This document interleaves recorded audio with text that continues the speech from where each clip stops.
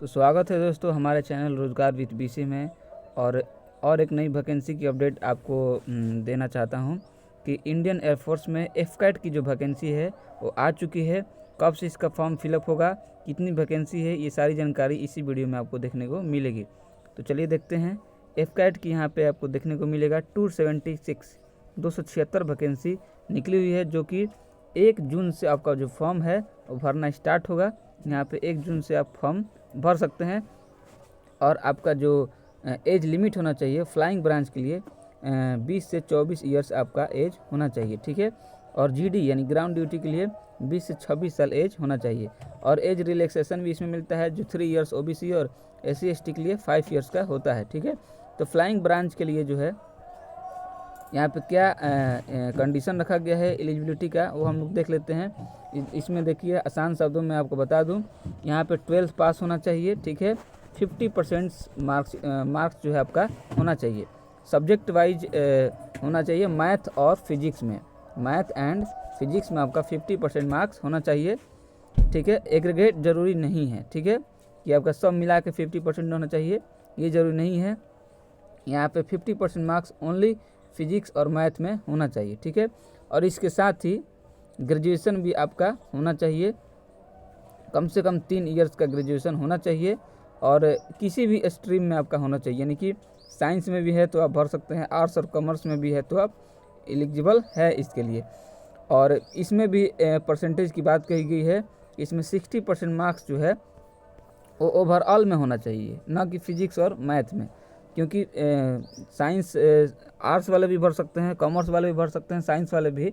तो इसलिए यहाँ पे एग्रीगेट यानी कि टोटल जितना भी आपका मार्क्स है उसमें 60% आपका मार्क्स ग्रेजुएशन में होना चाहिए। और 12th में 50% मार्क्स ओनली मैथ और फिजिक्स में ही होना चाहिए, ठीक है। ये तो हो गया फ्लाइंग ब्रांच का।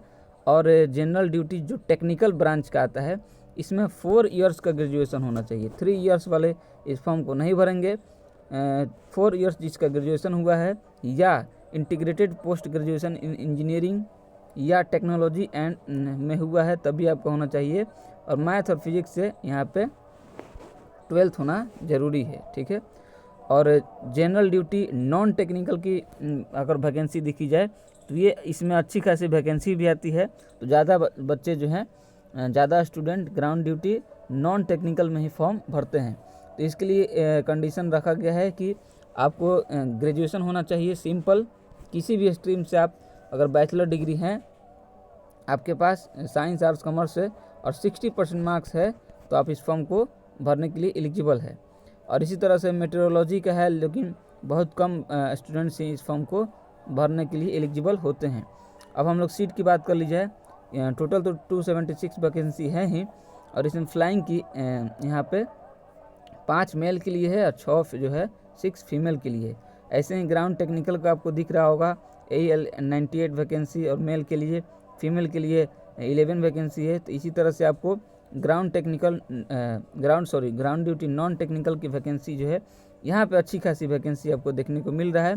वीपन सिस्टम्स में देख लीजिए, WS ब्रांच में 15 वैकेंसी है, फीमेल के लिए 2 है। एडमिन में 45 मेल के लिए है, 5 फीमेल के लिए है। LGS में 17 मेल के लिए है। इसी तरह से आपको यहाँ पे दिख रहा होगा, ठीक है। और फिजिकल टेस्ट भी आपका होता है, जो कि 1 मील का मतलब होता है दोस्तों 1600 मीटर, ठीक है। 1 मील 10 मिनट्स में होना चाहिए। 10 पुशअप्स और 3 चिनअप्स भी करना है इसमें। और इसमें जो हाइट है वो मिनिमम GD के लिए 157.5 होना चाहिए और फ्लाइंग ब्रांच के लिए 162.5 होना चाहिए, ठीक है। तो ये रही आज की दूसरी वैकेंसी का अपडेट।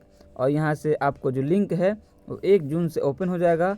और कहाँ से आपको ये भरने का है, तो यहाँ पे सीधे सी आपको यहाँ पे क्लिक कीजिएगा। जो एफकैट है, आप सीधे गूगल पे टाइप कीजिएगा कि एफकैट यहाँ पे, तो आपको साइट जो है खुल जाएगा गूगल से। और वहाँ से आपको ऑफिशियल साइट पे जा करके आराम से आप इस फॉर्म को भर सकते हैं। तो नेक्स्ट वैकेंसी अपडेट के लिए आप जुड़े रहिए इस चैनल के साथ। तब तक के लिए जय हिंद दोस्तों।